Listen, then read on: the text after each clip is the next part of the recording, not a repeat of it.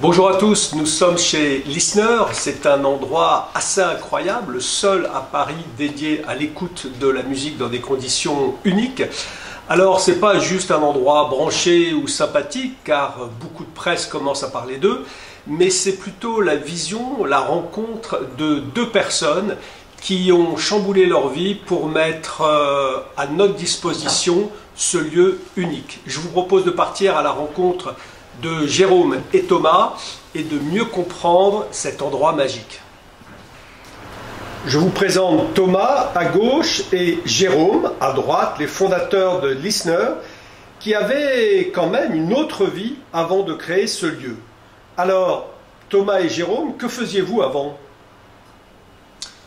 Moi j'étais ingénieur du son tout d'abord et puis j'ai fini par devenir même chef de projet et ingénieur d'études dans l'audiovisuel. Mon job consistait en gros à prendre un besoin d'un client et à le transformer en solution technique audiovisuelle. Je viens pour ma part d'un tout autre secteur d'activité.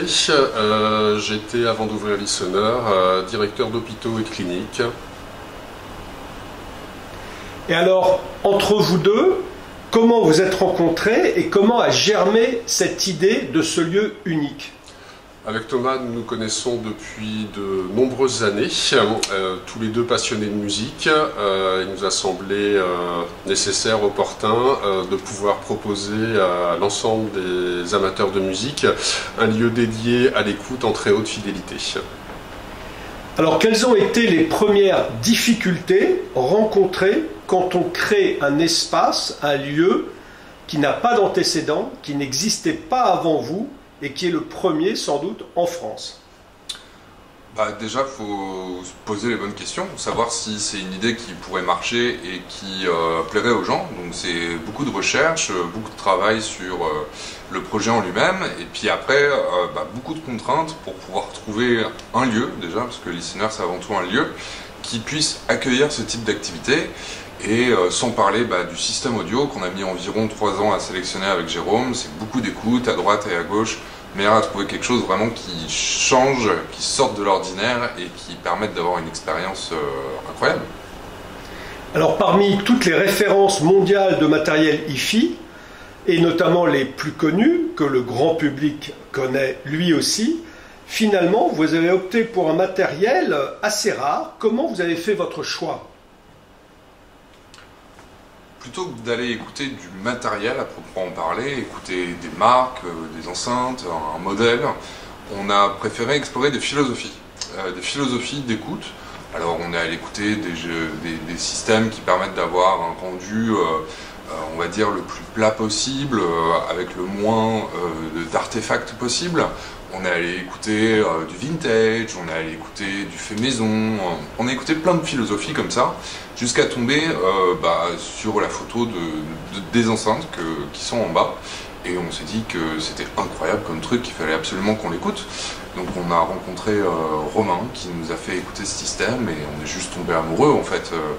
Il y a quelque chose qui parle, c'est le sentiment, c'est l'émotion qu'on a ressentie à ce moment-là et ça nous a tout de suite convaincus.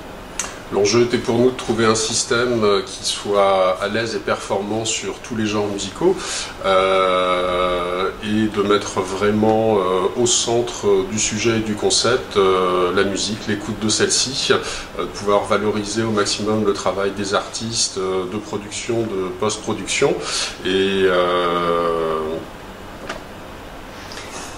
Et alors, comment fonctionne le lieu ? Est-ce que je marche dans la rue, je vois cet espace incroyable, est-ce que je peux juste venir et écouter ? Est-ce qu'il faut réserver ? Est-ce qu'on peut privatiser ce lieu ? Comment vous fonctionnez ? Concernant la salle d'écoute, nous proposons à tous les amateurs professionnels et particuliers travaillant autour de la musique de pouvoir privatiser cette salle d'écoute pour des sessions d'écoute privées d'1 heure ou de 2 heures. Et sinon, le reste du lieu est accessible au public.